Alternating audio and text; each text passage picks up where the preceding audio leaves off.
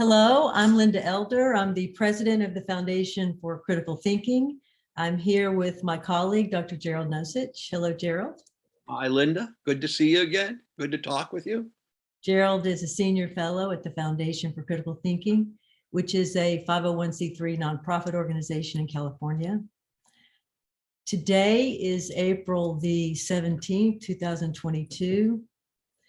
We are focused in this series on the analysis of reasoning going deeper. And in this particular series, we're focused on information. So the role of information and reasoning. And today, in this particular session, we're going to focus on three concepts that help us organize information, if you will. And so I'm just going to name them. I'm going to say a little bit about them, and then we're going to start exploring them and coming up with some examples of each one. So the first one, or they don't come in any order, but one is inert information. So one type of information that we have in our minds is an inert information. It's information we're carrying around, but that is not doing us really any good, so to speak. We're not acting upon it in any way. So that's one type, and we'll come back to that in a few minutes. Then we have activated ignorance, another type of information. So activated ignorance means that we are acting upon information that is inaccurate. But of course, we believe it is accurate. So we're acting upon this information. Then we have activated knowledge. And this is what we want to achieve. And this is what critical thinking helps us achieve. Activated knowledge means that we are acting upon information that is accurate. And not only that is accurate, but is also very useful in context. So the activated knowledge gives us power in a situation, so to speak. So let's go back then to inert information, and then we're going to burrow in briefly to each one of these, and again see if we can come up with some examples. So let's talk about then inert information, which is again information we're just carrying around in our heads that we're not using. Gerald, would you like to comment on that? Sure, I can give a few examples. There's this thing that happens in elementary, middle, and high school, and that to a lot of people, and that many teachers are teaching you stuff that they kind of justify by saying, oh, later on in your life, you're going to see how valuable it was to learn trigonometry or algebra or how to diagram sentences, and many times it's not true that those will help you. I often ask teachers at workshop or higher education instructors at workshops, okay, so those of you who are not in a math related field, how many of you could understand what a quadratic equation is? And virtually no one raises their hand, right? And so I can say, well, if I asked you now, when would you use a quadratic equation? There's absolutely no hand going up. And I say, even if you can give the formula for a quadratic equation, you can write out what the equation means, it still doesn't help you. You don't have any idea what to do with it. And yet, algebra teachers and trigonometry teachers, maybe with some truth in it, say this is very helpful. It gives you a quantitative sense of the world and helps you reason through mathematical problems. And there may be truth in that, but my feeling is that it's a very far removed truth. I don't want to be picking on math here because it goes all the way through many fields. I can say, here's something I learned. I'm embarrassed to say it. In elementary school or middle school, I learned the prepositions. So I'm going to tell you the prepositions now. About, above, across, after, against, among, around, at, before, beside, between, by, down, during, except for, from, into, of, off, on, over, through, to, toward, cover up with. Now, now I want you to get the feeling that this has been We're duly impressed. cluttering up my brain since Yes. the last 6 years. I mean, it's in there. It's ineradicable, taking up space from other things that I could know, and it's of no use whatsoever. It's not as if I find a sentence, a word in a sentence, and I say, I wonder if it's a preposition. Let me consult my list. I mean, I would never do that. English doesn't work that way. So it just seems it's inert knowledge. It's knowledge that kind of by its nature could not do me any good. I don't want to stress the by its nature, because I'm imagining certain linguists might find value in being able to list the prepositions. And certainly there's value in trigonometry and algebra. And I've used both of them. But a good deal of what we learn in school is inert knowledge.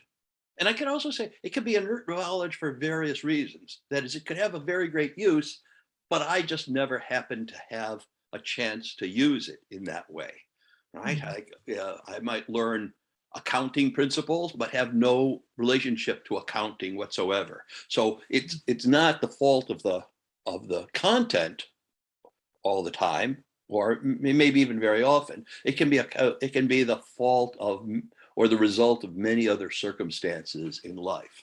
But yeah, so those are some examples I have, and Trivial Pursuit is a good example of inert knowledge, right? Playing Trivial Pursuit, where you have this arcane set of facts, or you could win on quiz shows. But if you happen not to have been called to a quiz show, you'll never get to use knowledge. You'll never win that $1 million. Yeah. Those are good examples. And I want to remind us that the way that these distinctions are labeled, we have inert information versus activated ignorance and activated knowledge, or inert information versus activated knowledge. So in terms of inert information, the idea is that we don't really have, you were broaching that, right? We have the information that in some cases, the information could actually be useful, but we don't actually use it. So that's one form of inert information. So it doesn't become knowledge for us because we don't know it deeply, and therefore, because to know something is to act upon it, is the idea. If you really have the knowledge, it's like when people say, I know that I shouldn't smoke, but I smoke anyway. You don't really know that you shouldn't smoke. Yeah. To know it is to act upon it. Yeah, at least to accept it deeply so that it affects your behavior in some major way. That's right. It's yeah, you can kind of, even if it's just causing cognitive dissonance. Right. Yeah. It's got to do something. It's got to make you feel uncomfortable. Well, yeah, you can kind of, there's a way in which I think you can kind of know something with one part of your brain or one part of your mind, and you just never let it connect to other parts of your mind, like the ones about actually smoking or not. And it can sit in there kind of as a fact. Yes, cigarette smoking causes cancer. And so I think you're right that it doesn't count as knowledge. Well, this is one of the points that Richard brings up in his original anthology. And I hope that people understand the importance of this work, the seminal work that was really being developed in the early 1980s. And he, in one of the chapters, Richard focuses on Bloom's taxonomy. And in this article, Bloom's taxonomy and critical thinking instruction, recall is not knowledge. He's making the point that to know something is to act upon it. To know something is to have it move you, And otherwise, uh, it's a watered down version of knowledge. And then what is that? You see? So I know it, but I don't act upon it. Right. I know it, but I don't believe it. You see? Yeah. So it's a very important discussion Yeah. to have, so that we're faced with that. So if I say that I know something, then I need to be willing to act upon that. I think that's the move Right. I have to Yeah. hold myself to. And I like you're bringing in dissonance or cognitive dissonance so that at a bare minimum, if I know something that is disturbing, it ought to cause me some tension inside. I mean, that's a minimal amount to make it into knowledge. It may not make it all the way into my actual behavior, but as a step in that direction, it at least causes me tension or to feel dissonance. And if it doesn't do even that much, then there's a sense in which it's not that idea isn't in me at all. What I have instead of the idea is the words for the idea. Yeah, I think that I've always thought that the concept of cognitive dissonance is very powerful because it represents the tension, you could say, between, in many, if not most cases, the rational and the irrational. But there's also tension between the tension that you feel, let's say, when you're facing a true dilemma. So but usually when I think of cognitive dissonance, I think there's some self-deception involved. Right. And there's something I'm not willing to face about my situation or myself. Yeah. And just having that realization that there is that tension, for me, is very important, because I may not act upon it as soon as I should, but usually I do act upon it in the end. Yeah. And when I do, then I wish I had done so sooner, usually. Right. And just as a side issue about cognitive dissonance for a moment, I think in the purest cases that, say, Festinger investigated, first of all, it's kind of completely unconscious, meaning the dissonance there is not a felt dissonance at all. It's that I see somebody begging for money, and I have this belief in myself that I help people who are in need, and I don't give this person any money, so I walk away. And then afterwards, how do I reconcile those two, that activity, that action, and that belief that I'm really a good person who gives money to those who are in need? And I say, well, he's probably drinking, he's probably using drugs. And so I get rid of the dissonance of those two beliefs. But much of the time, like a lot of our irrationality and the egocentricity and sociocentricity, it's operating in us unconsciously, and it takes work to bring it to the surface. Well, of course, we are reminded that whenever we are deceiving ourselves, there's some unconscious parts of our thinking. But just looking at a quick definition online right now, the term cognitive dissonance is used to describe the mental discomfort that results from holding two conflicting beliefs, values, or attitudes. So I think that this concept has been expanded, and in any case, I think of that mental discomfort piece of it. To me, that's the powerful part of the term.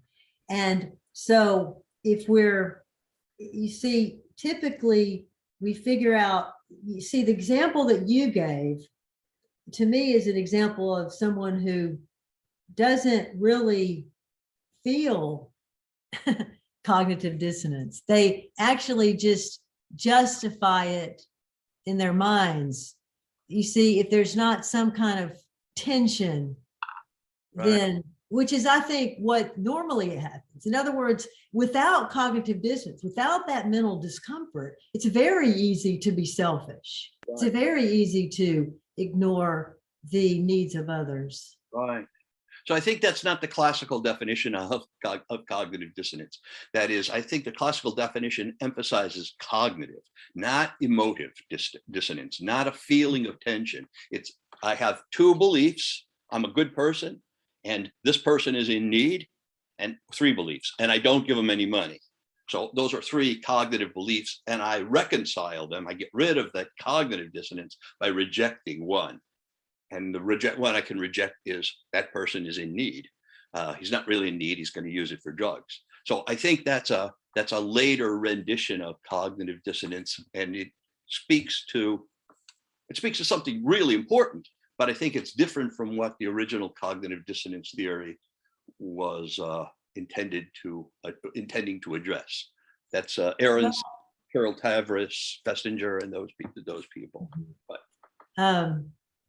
well, I think we should leave that. Yeah, me too. Focus on the power in that that tension, and then back to inert information to sort of wrap that up. So the idea, so we talked about the type of inert information that could be powerful, but we're not acting upon it.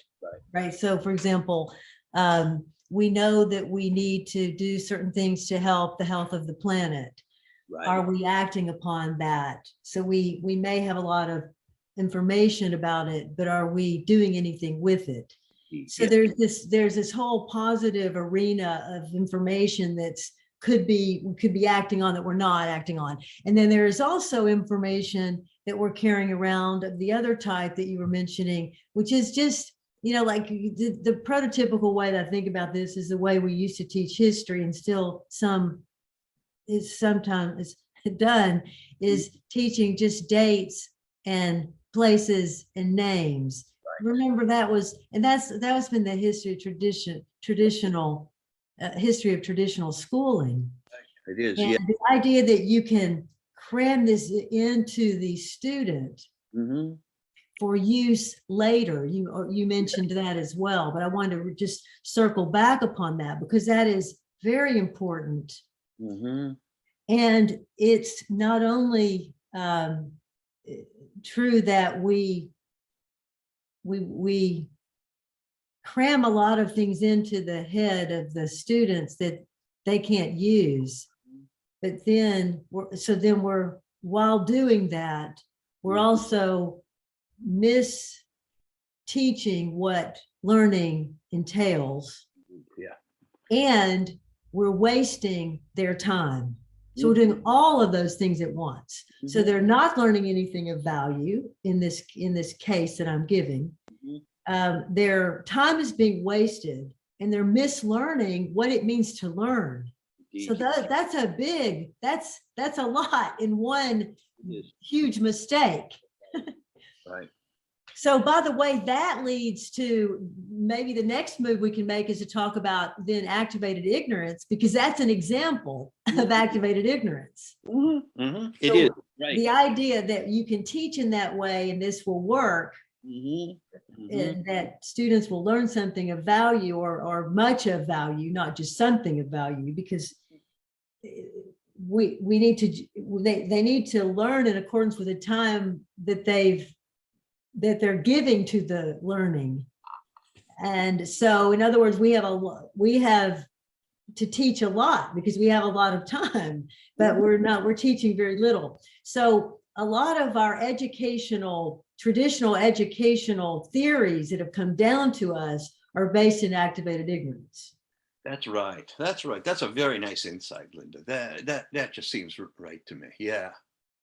There's a joke I sometimes say at workshops about instructors who lecture, and you kind of have to listen all the way to the end of the joke. So it's that teachers who say, I've told them 100 times and they still don't get it, are slow learners. That is, once you've told them 99 times and they haven't gotten it, why would you tell them one more time to make it even? Yes. Right. And so it's a good example of, it seems to me, of activated ignorance in that, right, you just, the whole theory, the whole idea, all the information you have is all incorrect about telling them as a way of making it work for them. Yeah. Yes.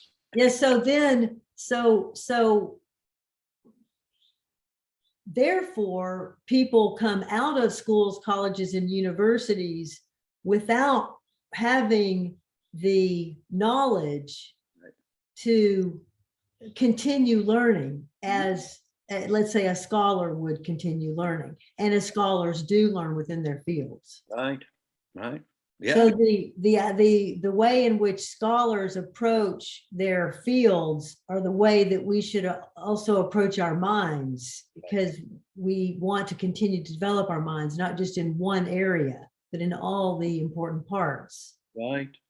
And you see it often in the way learning manifests itself later, because a lot of what we're going to learn in school has got to be generalized for it to take effect. So if you're in an area where you deal with helping people, medicine or nursing or social work, or a whole range of things where you're involved in helping people, what you've learned in school to prepare you for that are things like pretty good generalizations, pretty good rules of thumb about how you deal with those situations, but you now have to approach it as if that knowledge that you have is really got a lot of ignorance in it about specific cases.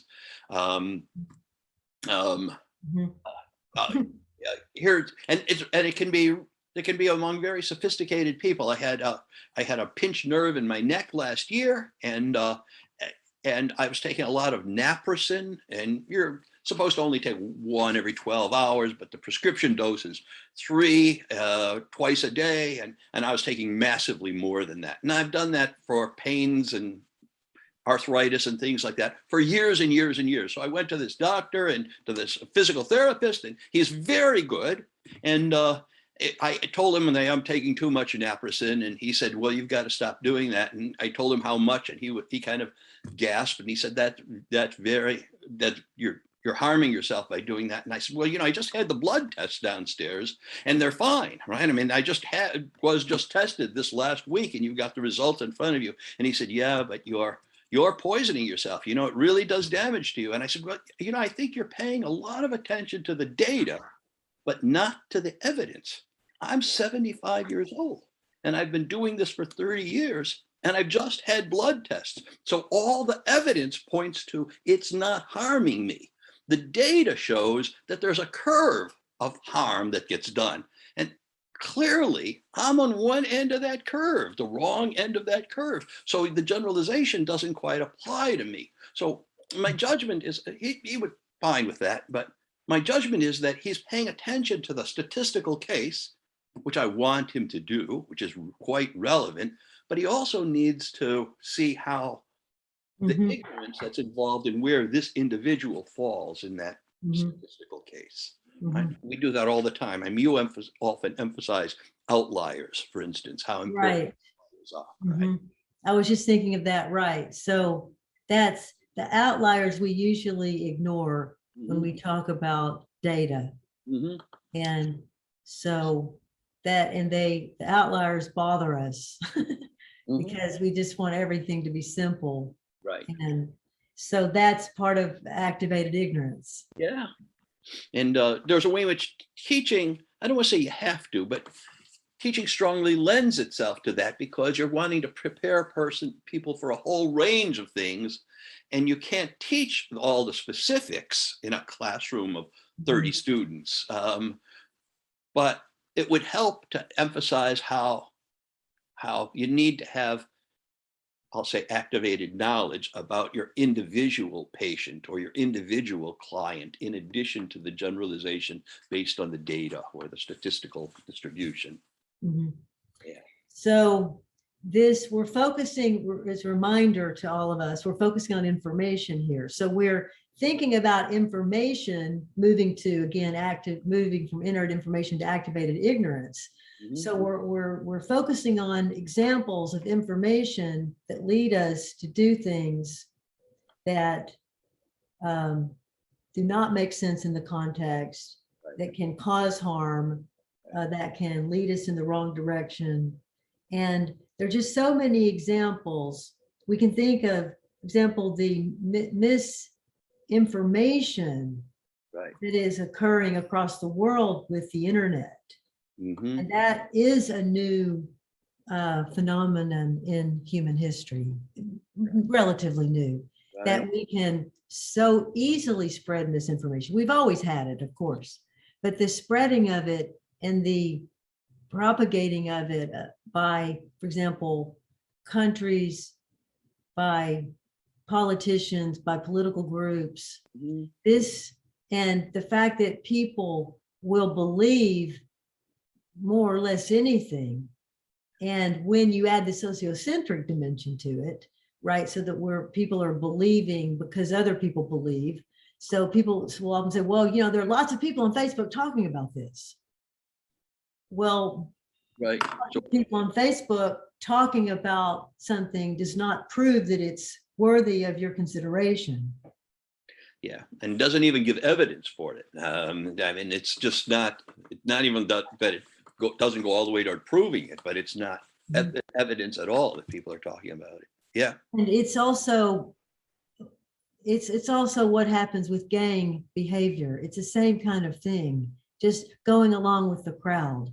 So then we have, as a result of misinformation, we have what is now referred to as the January 6th insurrection in the United States, when our Capitol was breached by the people who were disgruntled, and people were killed and people are harmed now. There's a lot of post-traumatic stress disorder on the part of the police. Many of the police have not recovered from this. And these are consequences of activated ignorance. And I'm sure many of the people who entered the Capitol on that day regret it. Realize now that they were led astray. And there are people who are saying that. I was led astray. I was told information that wasn't true and I believed it. And so then this leads to the fact that when you are a vulnerable person intellectually, you can be led in many wrong directions. And many of these people were professionals, many of the military people. And so it's good to find that that's actually and unfortunately, it's a very good example of misinformation leading to great harm. And then you have another current example, which is the war that is occurring right now where Russia is in Ukraine, and all of the people being killed there. And I don't want to talk about events leading up to that event because it's very complicated. That part I want to set aside for a moment. What I'm talking about here is the slaughtering of innocent people by the soldiers and the horrifying things that are being done in 2022. It's unbelievable that you can see this kind of torture and suffering that we're seeing, just the attacking of innocent people on buses and things like this. Now, what would lead such a person to do such a thing? That's when you answer that, you will have an example of activated ignorance. And of course, it is propaganda, it is misinformation, and on the part of the government toward the soldiers. It's easy to whip up your soldiers in a country, in any country, and especially in a country like Russia. So then you have massive suffering, and this is just one example of a war that's going on here, and there are many other examples. And let me bring up what a theoretical point, a point related to theory, but it is exemplified in everything we've been, in all the actual examples we've just been given. And it's that when we talk about activated ignorance, and that is acting on the basis of information that's incorrect, inaccurate, what we're always presupposing, I think, is that the information is A, inaccurate, and B, we have some way of accessing the inaccuracy of that information. That is, if it's information that no one knows, Mhm. that's not the same as activated ignorance, right? And so when Columbus thought China was only 5,000 miles to the east, to the west, that was just kind of generally believed, figured out on the basis of globes and everything like that. That's not activated ignorance, though he was doing the best he could with the amount of knowledge there was in the world, and there was no way to access the largeness of the globe. And there are abundant examples of that. Activated ignorance, I think, comes from a place like the Ukraine example you just gave. I have full knowledge. If I'm a Russian soldier, I have full knowledge that these are human beings who are innocent human beings. And that information is obtainable by me in a direct and straightforward way. And so that seems to me to be what's going on with activated ignorance. Similarly, Right, that's a good point. Mhm. Similar with the teaching examples, it's very straightforward that teaching history as names, dates, kings, queens, and so forth is not the same as learning history, and it's not useful and it's not meaningful to most students at all. It's as if that stares me in the face, Mhm. and then I don't act. That's activated ignorance. So I think that's an important distinction to make. That is very, that is very powerful. So the information, the accurate information is available. We could, Right. it's known to someone, Mhm. and it may not be known. You see, if you grow up in an area, let's say, where you're taught to be prejudiced against people because of their skin color, Mhm. and that's the way everyone around you thinks. Mhm. And let's just say you've never been exposed to anything else. You have no other way of knowing anything, because that's all the things that the thing that you've ever been taught. That's what you've always been taught. Mhm. I'm just trying to think of an example where you never had access to the knowledge, and you were overwhelmingly pulled into this other very negative way of thinking from a child. You see, I'm trying to give it, kind of a paradigm case of how a person might do the right thing if given access to the knowledge, but because they're raised in where there's so much ignorance prevailing, Right. that they are pulled in this other direction. It's a difficult thing, because then also you brought up the soldiers. You said the soldiers know that this is a person that is a feeling person, and they have access to that knowledge. Yeah. But that raises, for me, the question of ethics, or the concept of ethics, which is a later discussion. But ethics is something, you see, we're not really taught in human societies. We're taught ethics couched within, let's say, religion, or couched within some ideologies, but not in and of itself, except in narrow philosophical groups usually, right? So ethics is something we're not really even discussing. Mhm. But the most fundamental understanding in ethics, in terms of how I should treat another person, as far as I understand ethics, is that I have because I am human, I have the capacity to understand that another person also has feelings and feels and has sensations. So that if I hurt that person, then I should be aware that that's not the right thing to do. You see how it's so basic, it's so simple. It's like, yeah, but how do you know that? Well, that's sort of the bottom to me. You don't get that, then you don't have the basis for ethics.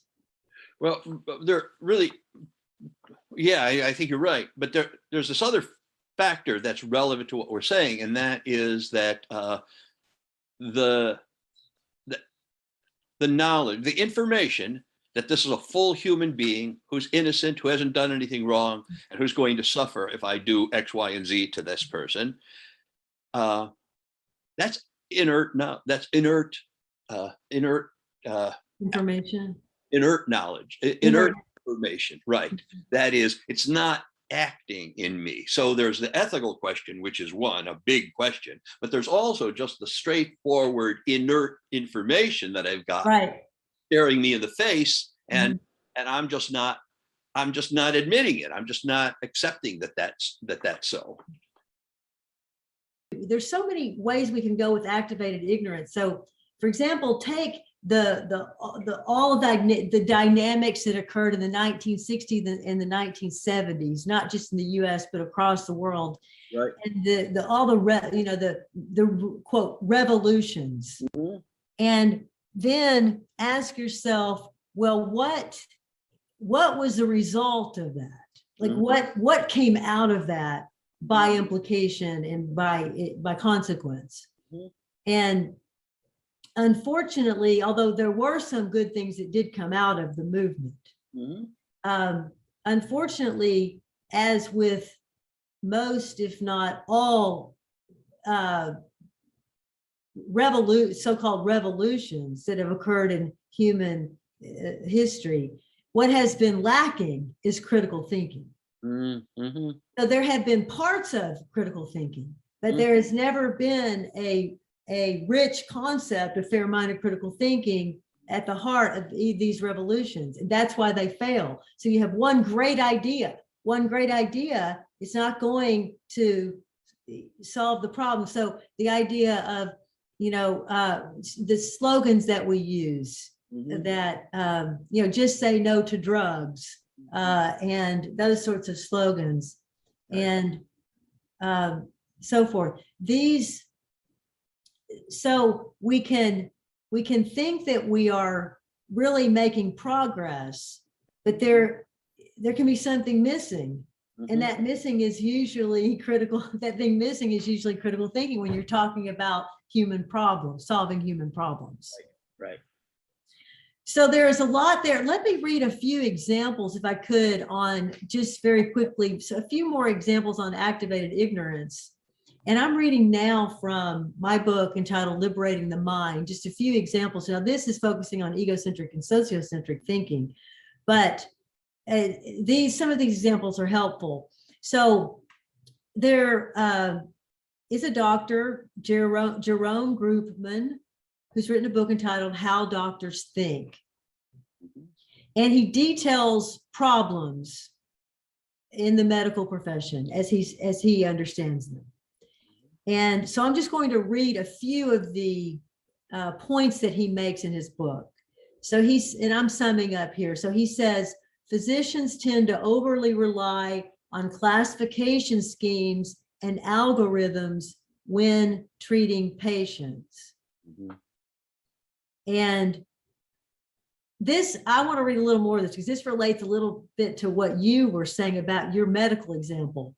Such an approach often fails to take into account the course of a specific person's disease and the individual characteristics of the patient, sometimes leading to dire consequences.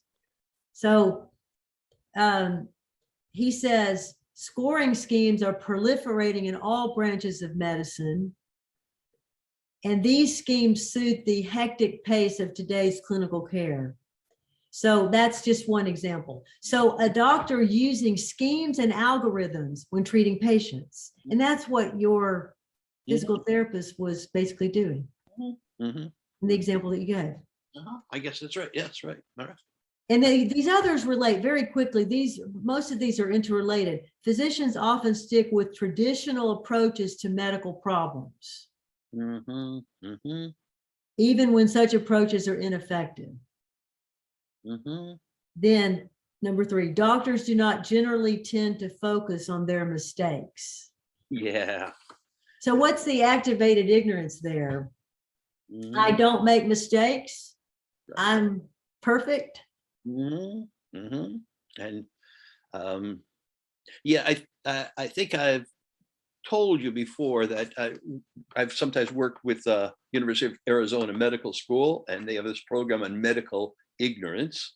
Well, and the first conference I attended, I gave some talk on critical thinking, but almost everybody there was a physician.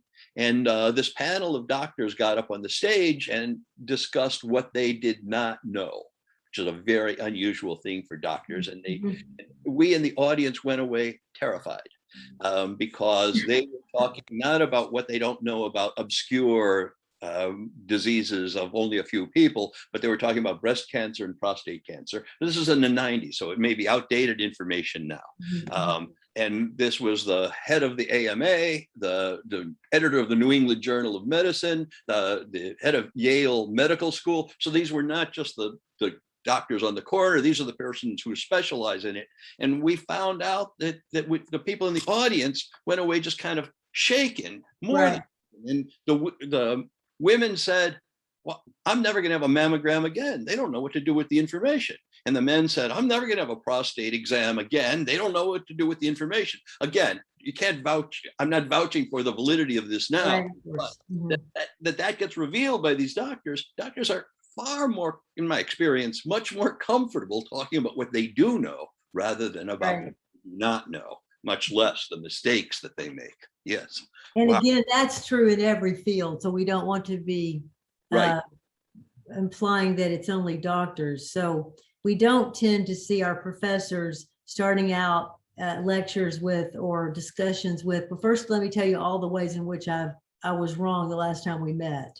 Oh, yeah. Or let me tell you how I was wrong when I started studying this years ago. Or let me tell you when I was wrong anytime. Let me just tell you when I was wrong, because that we think of as a sign of weakness. So intellectual arrogance has been embraced in academia, and it's been embraced in the profession. So you don't say when you're wrong. And if you think about the way business is run on the business model focusing on making money, then we're not going to tell you our mistakes. We're only going to tell you, and we're going to not only tell you the good things that we do, but we're going to sometimes exaggerate that. Right. Well, in that spirit, let me tell you a big mistake I made with relation to critical thinking and teaching, in that I taught my classes, and I was a philosophy professor. And so for several years, my students would turn in essay exams on ethics or in philosophy of science or something like that. And they would write these wonderful essays, really nice reasoning in them and everything. And they would get good grades and I'd get very positive evaluations. And it took me years, like 5 years, to realize that the good reasoning they were showing was my reasoning. That's the way I had explained to them.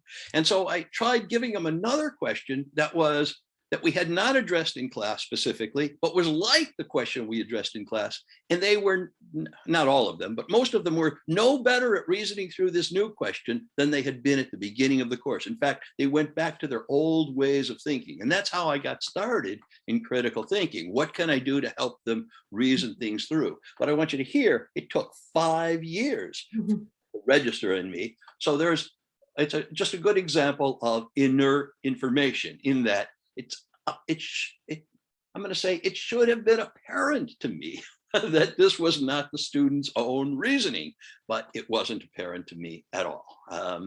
So in the spirit of owning up to That's a good example. Thank you for that, Gerald.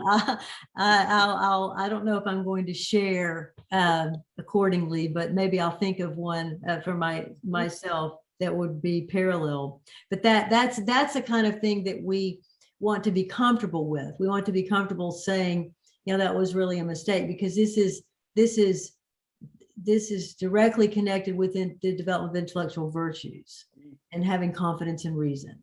So often having confidence in reason means that we have to admit that we've been wrong when we're faced with new reasoning. And sometimes that means admitting that you've been doing something sometimes all of your life. Right. Yeah. So in other words, you can say, well, I've been living all of these many years and I've been doing this wrong. And I have to be able to say, okay, then I'm changing right now. Not, well, I'm holding on to that then, which is what we tend to do. Then that, because that's connected to my identity. So this way of talking and thinking is really antithetical to almost all of schooling today, because we don't bring this intellectual humility into our classrooms. Right. Typically. So then just a few other quick examples. On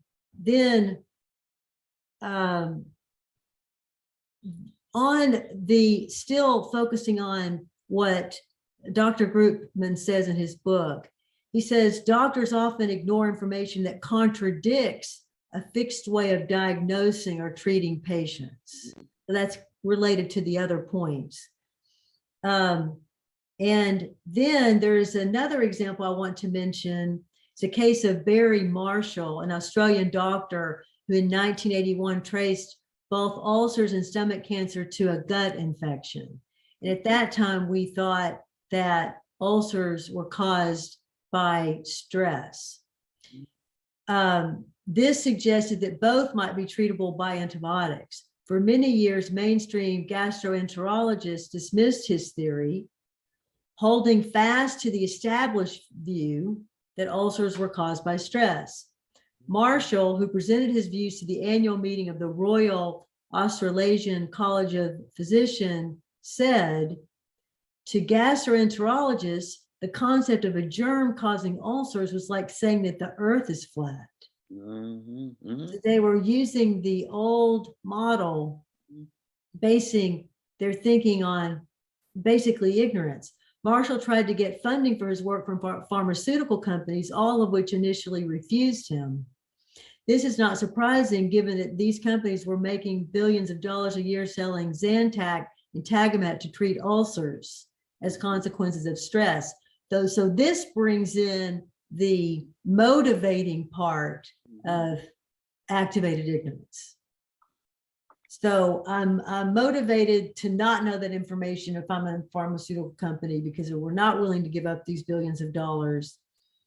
And so what Marshall did is he infected himself.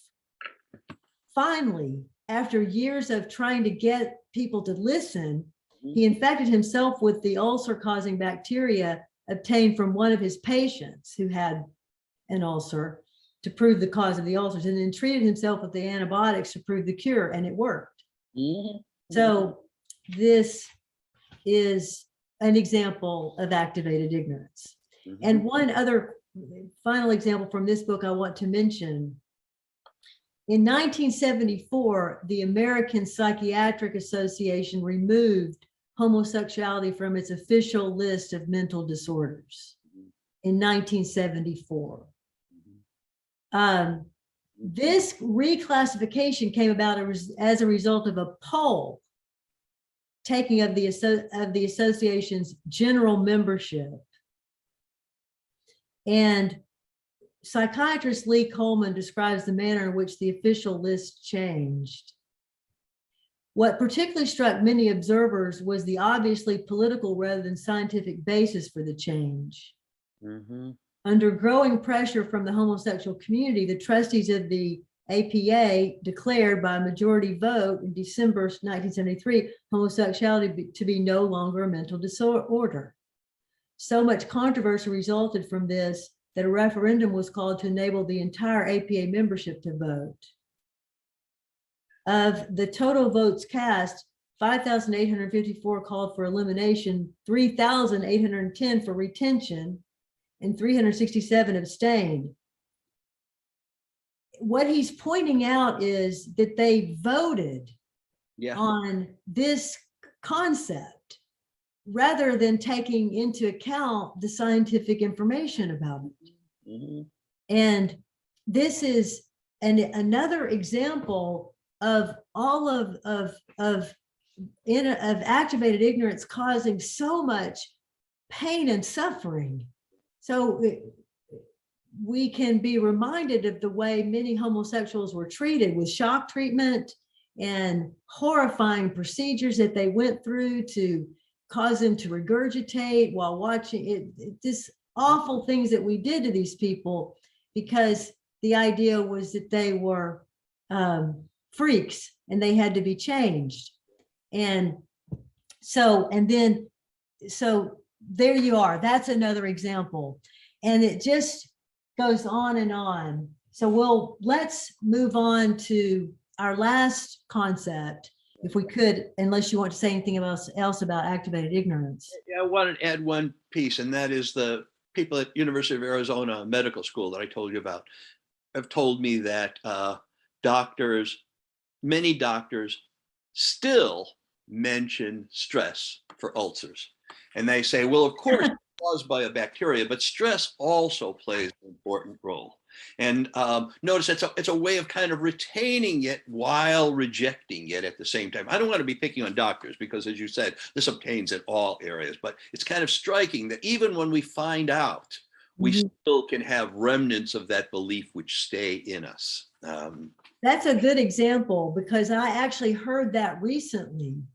Really? And so before this discussion, I looked this up again to make sure that this was still correct. And there's nothing there on stress causing ulcers. Right. So, but stress can cause so many things. It's a fallback, right? So that's an easy move. Well, it's stress is causing it.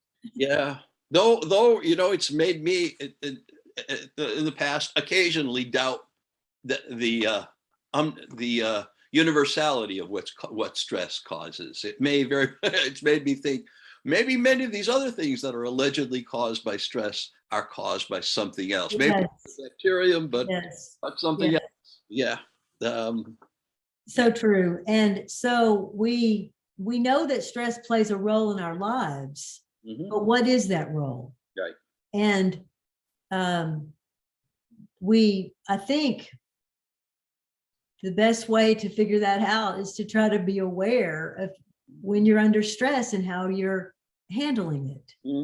Again, it goes back to thinking and critical thinking. So there's a lot to be said about activated ignorance. We could go on and on, but we get a lot of messages as we go through life from groups, from parents, from teachers, from the societies in which we live, that lead us to behave in ways that cause problems for ourselves and others. And we in talking about schools, for example, we haven't even mentioned all of the bad things that students learn about like the bad habits that they leave our schools with based on just the social interactions that they've had, that have not been guided, that have not been disciplined in a critical thinking sense. Yeah. So we're getting ignorance from many angles as humans. Right. And this gets in the way of our ability to achieve our own capacities. So let's move to activated ignorance. And now activated ignorance, again, knowledge, you mean? I'm sorry, yeah, activated knowledge. So let's move to activated knowledge. So activated knowledge means that we are using information in our thinking that is accurate, and we're acting upon that information, and it is helpful, useful, powerful in a given set of circumstances. Yeah. Now, I would like to just read, if I could, as an opener here, from John Henry Newman in 1851. In 1851, John Henry Newman wrote his famous set of lectures, Discourses on the Scope and Nature of university education, which in 1852 became the idea of a university. So for those of you who are interested in following up on this discussion, you can get the book entitled The Idea of a University, and you're going to see one section focusing on education and one section focusing on religion. So we're focusing on the education side here. So this is, John Henry Newman wrote very eloquently about the concept of education. So let me read a little of his writing, read a little of this to you. Truth of whatever kind is the proper object of the intellect. So that directly relates to activated knowledge. Mm-hmm. Its cultivation then lies in fitting it to apprehend and contemplate truth. The intellect in its present state does not discern truth intuitively or as a whole.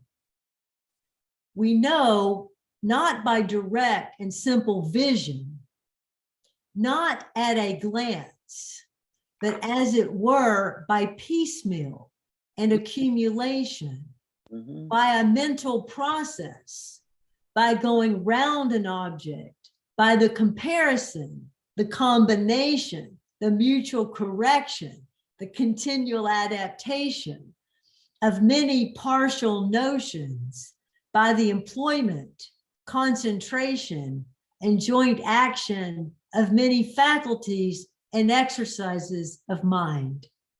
I'm smiling because that's one sentence in addition to so. I know. So you see, if you stopped with by piecemeal, then teachers could say, well, that's what we're doing. Oh, right. Piecemeal. Right. But you have to go further. You can't just stop there. And accumulation by a mental process. And then again, all of these things that he's saying, interrelated. So activated knowledge to me is not a like one idea or one piece of information that I know. Like, but it could be, I know that I shouldn't smoke, so I don't smoke, as the example, switching, turning over the example you were using before. But actually, activated knowledge is much more complicated than that, because it means that we have a web of understandings that are based in truth, and that we've worked into our thinking over time. So, for example, the theory of critical thinking represents, if used effectively, activated knowledge. And the theory of critical thinking is interconnected. It's not one sentence. It's not one principle.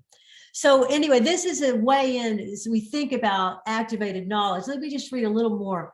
Such a union and concert of the intellectual powers, such an enlargement and development, such a comprehensiveness is necessarily a matter of training.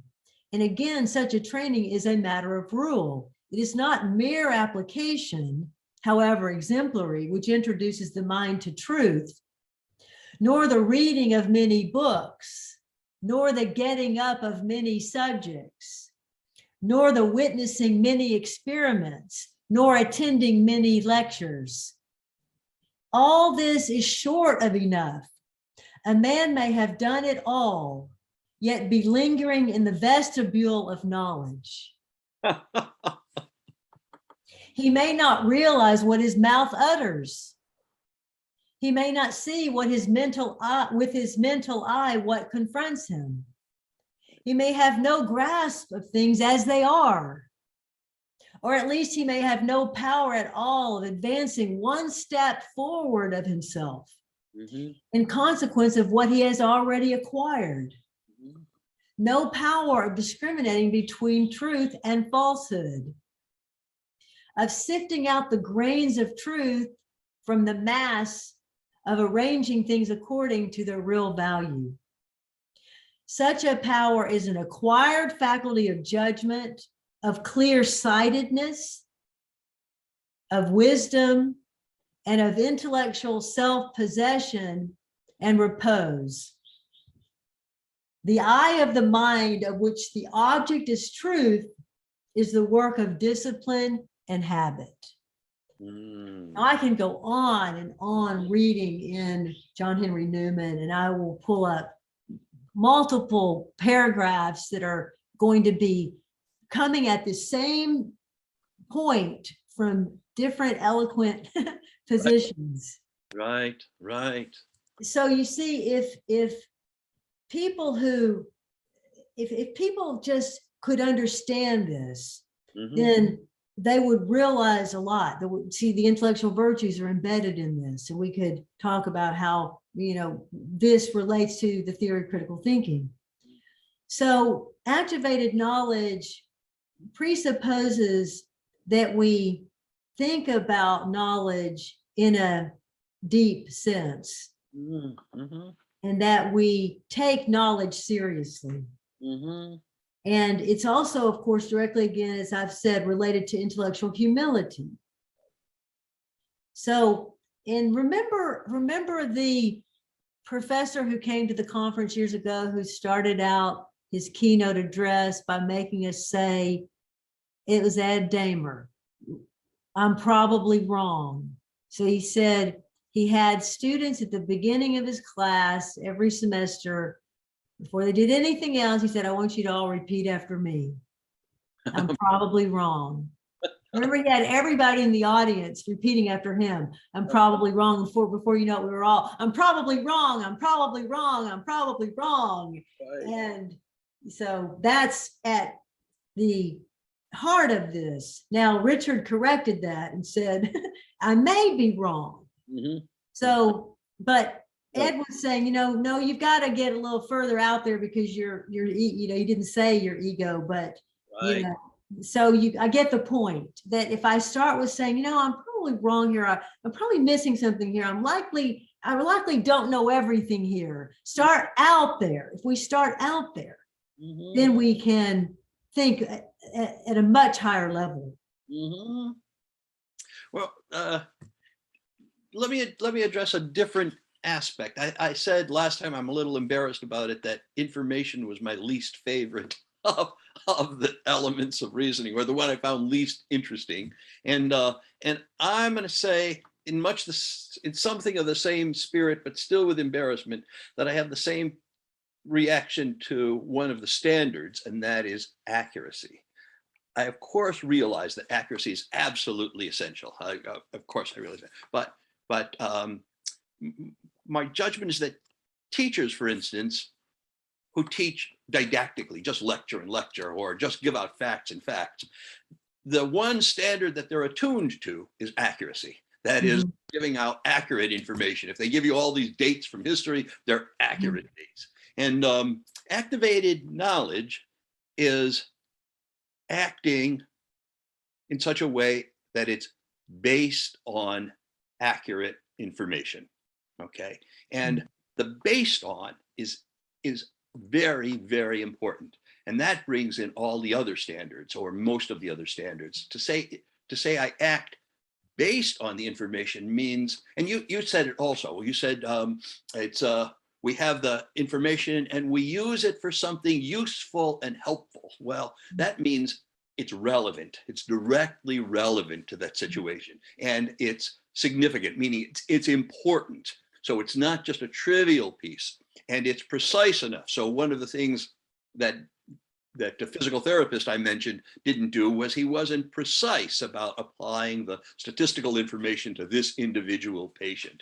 And so all those other standards come in, and often we're kind of not aware of those, because the concept of accuracy, or truth for that matter, sweeps things under the rug. So I'm fully confident that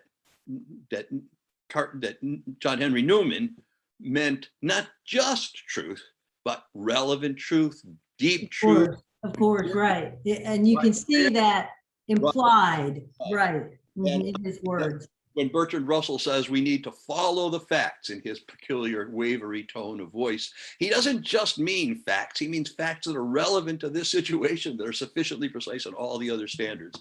And so that fills out activated knowledge for me in a way that accuracy doesn't quite capture by itself. Does that make sense to you? Well, yeah, I do understand what you're saying, and I do think it's something that we have to think about, and that you can be stating information that is accurate, but it may not be useful. And that's why I think to me, a powerful term in this is the term activate. So you don't just have accurate information, you're using it. Right. You're acting upon it. Yeah, right. And that's what many people lack the developed ability to do. Mm-hmm. In other words, we have the capacity to act upon knowledge that we have, Mm-hmm. but do we act upon it? Mm-hmm. So, for example, if I want to, let's say, I'm just wanting to do something interesting that's different, and I decide, well, I'll just try art. Why not? I'll just try it. Mm-hmm. And let's say that in the back of my mind, I'm thinking, you're not an artist. You can't do that. You can't do art. You've never done that. Look how old you are. You can't start something like that now. Mm-hmm. So that's the voice that basically is holding us back. Right. Whereas the other voice was not saying, I want to be brilliant. I want to be great. I want to be the best in the world. I want everyone to, bow down to me. It just means I want to see if I can try it. Right. So let's say I'm such a person. I say, well, why don't I just try it? I'm able to, do some things. I've done this and I've done that, and why not try it? And if it doesn't work out, well, I tried it. The idea of just trying something, that if you try, that you'll get better. You may not achieve your goal, but very frequently you will achieve your goal. Mm-hmm. And very frequently you will achieve it when it looked like there was no way that you could achieve it. Mm-hmm. And so let's say, and you can see this in a lot of, for example, writers, some very good writers who never did actually believe in themselves. Right. So George Orwell is such a person. So he never believed that he could achieve while he was achieving. Mm-hmm. And so that was not true, that he couldn't achieve. Right. So when you have a certain level of capacity that is developed, you need to recognize that. Mm-hmm. And acknowledge it.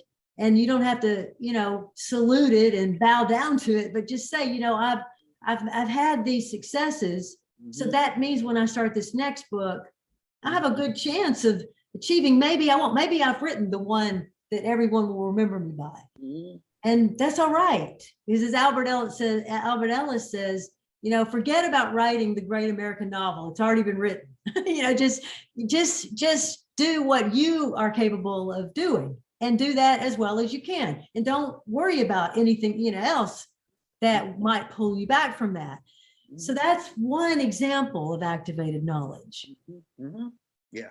And it's a very powerful, and it has to do with the way we think about ourselves, the principles upon which we live, and whether we live in accordance with the way other people think we should live, or in the way that we think that we should live at our highest level.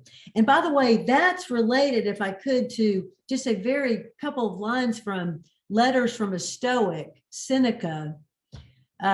He says, here is another saying of Epicurus. It's interesting. He was not, Seneca was a Stoic, but he often quotes from Epicurus.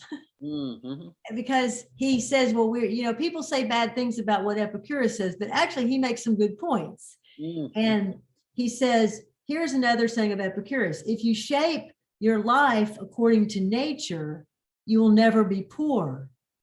If according to people's opinions, you will never be rich. Mm-hmm. See how simple that is. Nature's wants are small, while those of opinion are limitless. Mm. So you see that we've heard that in many other ways, but that's just one, that's another example. So let's say I'm a person who is just chasing after money. Mm-hmm. and I realize that I'm not happy. Mhm. And so I read this. So somebody says, you know, you really need to read Seneca. So I remember how to read, and I sit down and I read this, and then I'm moved by it. Right. And that does happen. Right. Yeah. That's at the root of this And thing called critical thinking. yeah, I remember the old, I guess, joke, or I don't know, about probably the money figure is outdated, but how much money is enough? Mhm, Answer is $20,000 a year more than I make now. mhm. That is, whatever you make, you need this increment. Yes. Right. So maybe the number is off, but it speaks to that limitless quality of opinion. Yeah. Well, going deeper with money, Mhm. or thinking more about that, you see, we don't tend in human societies to think about how much we're affected by money. Right. That Yeah. how much it permeates our thinking, Right. no Right. matter what your level of income. Mhm. This is part of what you're saying. In other words, we don't realize how much, if we take human societies and we overlay money Mhm. and the role that many roles that money plays in our lives. Mhm. If we just study that, Mhm. and people do, but we all need to do more of that, not just scholars. Mhm. So scholars study this, and of course, Marxian scholars have been studying this for many years, and there are others that do, but all of us need to recognize how money is affecting us. Right. And that's activated knowledge. Yes, it is. Right.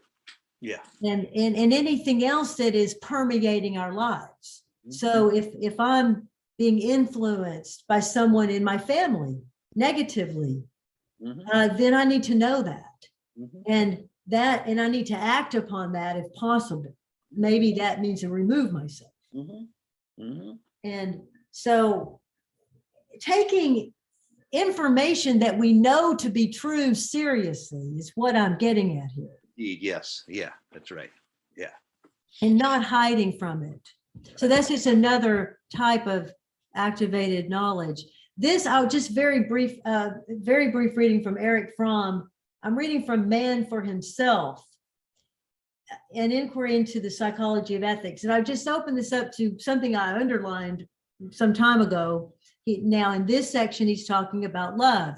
And if those of you who are scholars of Fromm will know that he wrote a book entitled The Art of Loving, which is going beyond this, but he's giving a little bit of his thinking here. To love a person productively implies to care and to feel responsible for his life, not only for his physical existence, but for the growth and development of all his human powers. Mm. Mhm. Mhm. So that's, if we were to adopt that sort of concept of love, and we were to actually love our neighbors, Mhm. then there would be no war. Mhm. Mhm. To love productively, he says, is incompatible with being passive. So that's related to Mhm. the opposite of being activated knowledge, of the opposite of active. To love productively is incompatible with being passive, with being an onlooker at the loved person's life. It implies labor and care and the responsibility for his growth. Mhm.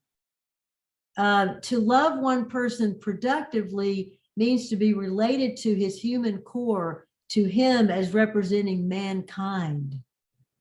That's an interesting move, isn't it? All men are in need of help and depend on one another. Human solidarity is the necessary condition for the unfolding of any one individual. We Mhm. don't really talk about human solidarity Mhm. in our cultures. We talk about national solidarity, Mhm. Mhm. Yeah. but Yeah. human solidarity, and then we should bring in sentient creatures to that. Right. Yeah. So these are examples of activated knowledge, and we again could just go on with many examples. But do you want to comment any further on activated knowledge or anything else that we've been discussing? Yeah, in a way, I would just like to emphasize and partly reiterate something that you were saying, in that we've talked about inert information, activated ignorance, and activated knowledge.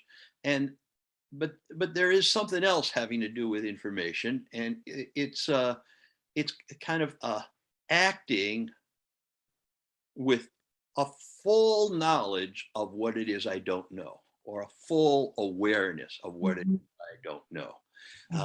And how deeply that goes in us, how many mistakes I could be making at this very moment, and just these gaps in my knowledge that I'm only partly aware of, or dimly aware of, or aware of, but I've shunted off to the side. And you can almost call it activated intellectual humility, to go along with the other three categories and put it into activated. And there's a way in which Ed Damer's statement, I'm probably wrong. I thought it was brilliant when he did it, but it doesn't quite capture it for me, because I would like there to be a preliminary statement ahead of time. I believe X, Y, and Z fully, but I may be wrong. Yes, yes. You wanted that caveat the way that Richard did. Yes, no, I see that. Yeah. Absolutely. So Now, I do think there are other ways to think about these concepts, of course. But I think of the example that you gave as activated knowledge. In other words, if I realize that I often err, right, and I have limited knowledge in any particular area, no matter how much knowledge I have, and if I act upon that, then every time I come into a discussion, and I'm embodying intellectual empathy, to the degree that any of us can or do, because we're not perfect, then that would be an example of activated knowledge to me. But I do see, and it's important to weave together these these concepts, weave in and out of them, and interconnect them where it makes sense to. So, and I think for me to just wrap this up in terms of activated knowledge, I think it's important to circle back to teaching and learning. If we are teaching with a robust conception of fair-minded critical thinking, then we will teach the tools as well as we can to students, who will then act upon those tools, including the intellectual virtues. So if we place, let's just say, intellectual virtues at the heart of teaching and learning, and we have students acting upon their intellectual humility, acting upon their intellectual courage, acting upon their intellectual integrity, acting upon intellectual perseverance, act upon those, then we have a powerful set of tools for guiding instruction of any type. And that's, it's unfortunate that we're not yet able to embrace that across human societies. But we do have the tools. Yeah, the activation is built into the virtues, to the traits of mind. Yes. It's not, and that's what distinguishes it. It's one of the things that distinguishes them from skills. Intellectual perseverance is not an ability. It's not the ability to stick with an intellectual task all the way through. It's sticking with an intellectual task all the way through. Yes, actually doing it. Yeah, actually doing it. Yeah. So it goes back to Newman's point about it's not passive. Yeah. And yeah. Well, I think that we have at least a beginning place for thinking about inert information, activated ignorance, and activated knowledge. Hopefully those who are with us in this session will be able to come up with their own examples, because we were just trying to give an idea of how these could be applied and how information connects with those. So I'll say goodbye to you for now, Gerald. Thank you to you and to everyone who's joined us. Bye, Linda, and bye, everyone. Yeah. Take care. We'll see you next time.